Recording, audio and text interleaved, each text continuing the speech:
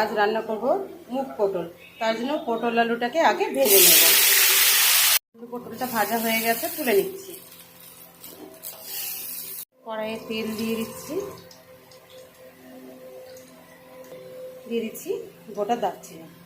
দারচিনিটার কি মিষ্টি গন্ধ বেরিয়ে গেছে। দিয়ে দিচ্ছি জিরা, শুকনো লঙ্কা, তেজপাতা। আমবাড়াটা থেকে সুন্দর একটা মিষ্টি গন্ধ বেরিয়ে গেছে।